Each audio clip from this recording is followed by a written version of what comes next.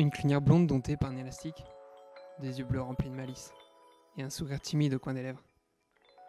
Un petit bout de femme d'1,68 m. Maxine.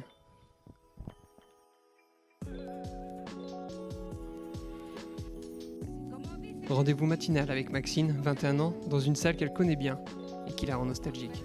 Cette salle de gymnastique, elle me rappelle le premier sport de haut niveau que j'ai pratiqué, l'acrosport. J'en ai fait de 9 à 15 ans, à Bois-Colombes, tout simplement parce que mon frère faisait du trampoline là-bas et que j'ai regardé un peu les autres sports qu'il y avait, et il y avait l'acrosport.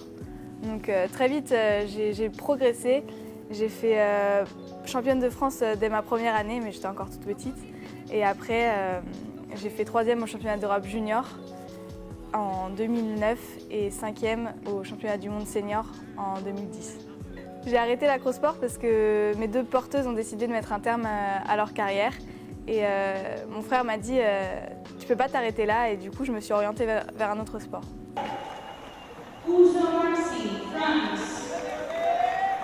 Maxine plonge alors dans un monde nouveau, mais pas complètement inconnu. C'est ici que j'ai pratiqué mon 2e sport de haut niveau. J'en ai fait pendant 5 ans, donc à l'INSEP.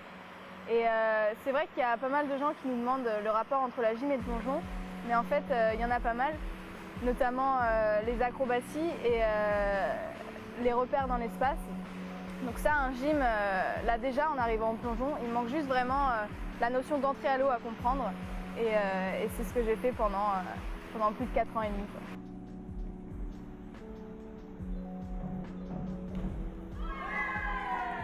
Mon palmarès, j'ai fait 6e au championnat d'Europe à 1 mètre en junior, 12e au championnat d'Europe senior à 1 mètre aussi, et j'ai fait les championnats du monde senior en 2013 à Barcelone. Mais la jeune plongeuse décide de tourner le dos au plongeon. Un nouveau défi l'attend. C'est vrai qu'au bout de 5 années de carrière de plongeon, je me suis rendu compte que l'acrosport, ça me manquait quand même pas mal. Et du coup, j'ai eu une proposition dans le cirque pour faire donc de l'acrosport. Et c'est vrai que j'ai accepté sans hésiter parce que j'avais envie de retrouver ce sport, quoi. Ce qui me plaît dans le cirque, c'est vraiment ce côté fun qu'on n'a pas forcément tous les jours quand on fait un sport de haut niveau. Là, c'est vraiment, t'es en autonomie, et si t'as envie de travailler, tu travailles pour être fort, et sinon, bah tant pis. Je fais vraiment ça pour m'amuser. Architecte de sa vie, Maxine a fait le pont entre sa vie sportive et sa nouvelle vie d'artiste.